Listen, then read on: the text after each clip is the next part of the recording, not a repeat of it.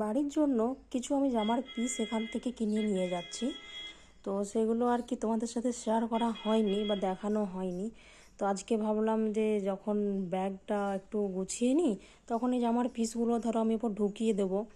তো তোমাদের সাথে একটু ভাবলাম যে শেয়ার করে নিই কতগুলো এখানে পিস কিনেছি বা কার কার জন্য নিয়ে যাচ্ছি সেটাই আর কি। এটা পুরো থানের পিস, জামা প্যান্ট এক হবে, সালোয়ার কামিজ আর কি। এটা আমি নিয়েছি। এটা বাড়িতে একটা ভাগ্নি আছে তার জন্য নেওয়া হয়েছে, এই যে এটা। আর এটা নিয়েছি আমি আবার, এটা আমার দিদির জন্য, এই যে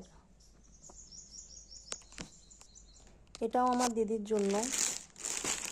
আর এটা আমি নিয়েছি।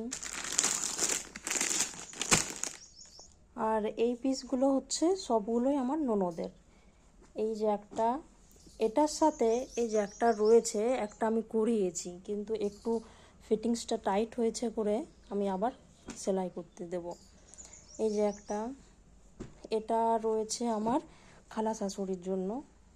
এই পিসটা না মানে এত সুন্দর দেখতেও লাগছে, মানে খুব সুন্দর লাগছে আর কি। এটাও আমার ননদের, এটার প্যান্ট আলাদা, এই যে এটা। এগুলো সবের সাথে কিন্তু ওড়নার সেট আছে, এই দেখো।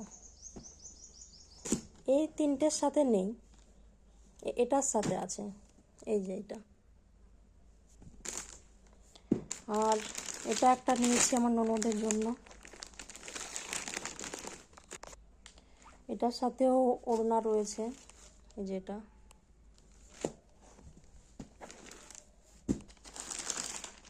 আর এটা নিয়েছি আমি, এটার সাথেও ওড়না আছে, এই যে এটা। তো এতগুলো জামার পিস নেওয়া হয়েছে, আমি তো এখনো করতে মানে দিতে এখনো বাকি আছে, আর কিছু করতে দিয়েছি। এগুলো সবের সাথে ওড়না আছে, এই যে এটা। এটার ওড়নাটা না একদম খুব সুন্দর, ভদ্র, একদম দারুণ।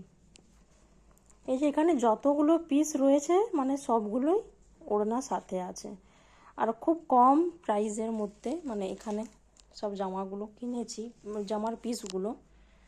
তো খুব সুন্দর লাগছে। চলো এরপর এগুলো বাগিয়ে নিই।